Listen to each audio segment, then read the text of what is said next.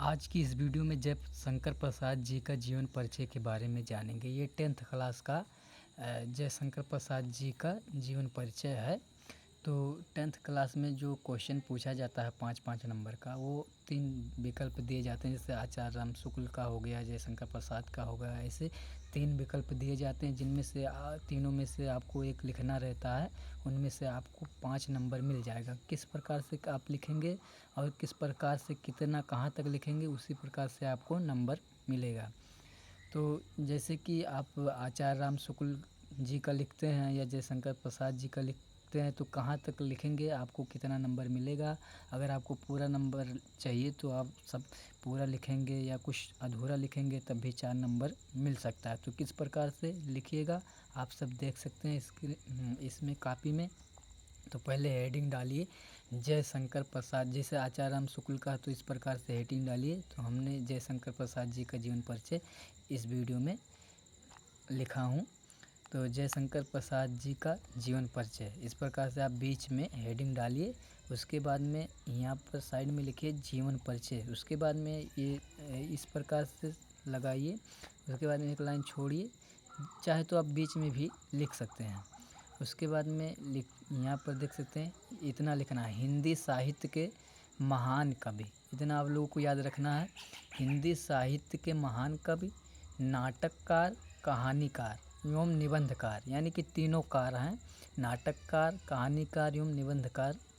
श्री जयशंकर प्रसाद जी का जन्म सन 1889 ईस्वी में काशी के प्रसिद्ध सुगनी साहू परिवार में हुआ था। आप लोग अगर इतना लिख लेते हैं तो आप लोगों को 1 नंबर परफेक्टली मिल जाएगा। ये कोई नहीं काट सकता इतना।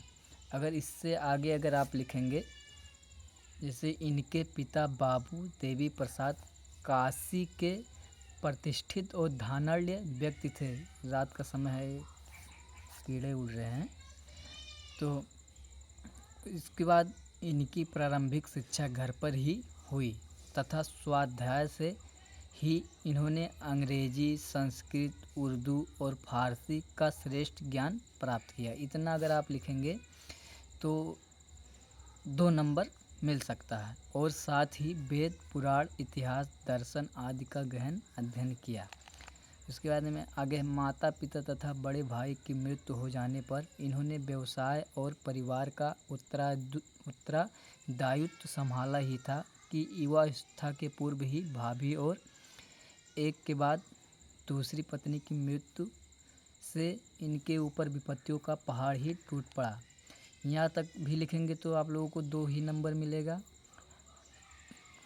उसके बाद में आगे, फलतः वैभव के पालने में झूलता इनका परिवार ऋण के बोझ से दब गया। इनको विषम परिस्थितियों से जीवन भर संघर्ष करना पड़ा, लेकिन इन्होंने हार नहीं मानी और क्रमशः निरंतर साहित्य सेवा में लगे रहे।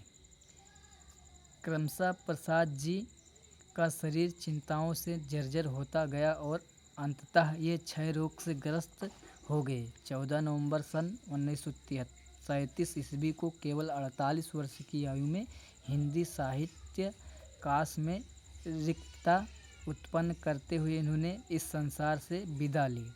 यहाँ तक अगर आप लिख लेते हैं तो आप लोगों को 3 नंबर परफेक्ट मिल जाएगा, कोई काट नहीं सकता है। ये जैसे जन्म से लेकर के मृत्यु तक इनका लिख लेंगे कापी में, तो आप लोगों को 3 नंबर कोई नहीं काट सकता है। उसके बाद में आगे है कीर्तियाँ। आप लोगों को लिखना, प्रसाद जी ने काव्य, नाटक, कहानी, उपन्यास और निबंधों की रचना की। इनकी प्रमुख कृतियाँ का विवरण निम्नलिखित है। जैसे नाटक, कहानी संग्रह, उपन्यास, निबंध संग्रह, काव्य साहित्य में स्थान। तो आप लोगों को छोटा छोटा लिखना है, तब भी नंबर आप लोगों को फुल मिलेगा। जैसे नाटक में स्कंदगुप्त, याद रखिए ये नाटक है। स्कंदगुप्त, अजातशत्रु, चंद्रगुप्त, विशाख, ध्रुवस्वामिनी, कामना, राजश्री, ये सब नाटक के अंतर्गत आते हैं।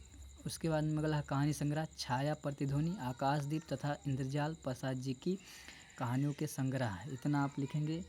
उसके बाद में आगे लिखेंगे उपन्यास में कंकाल, तितली और इरावती। उसके बाद निबंध में लिखिए काव्य कला तथा उसके बाद में इतना लिखिए काव्य में कामायनी, महाकाव्य, आंसू, झरना, लहर आदि, इतना लिखेंगे। उसके बाद साहित्य में स्थान प्रसाद जी छायावादी युग के जनक तथा युग परिवर्तक रचनाकार हैं। इतना लिखने के बाद में आपका कोई 5 नंबर काट नहीं सकता, ये मैं 100% गारंटी देता हूँ, अगर आप लोग सही से लिख लेते हैं तो।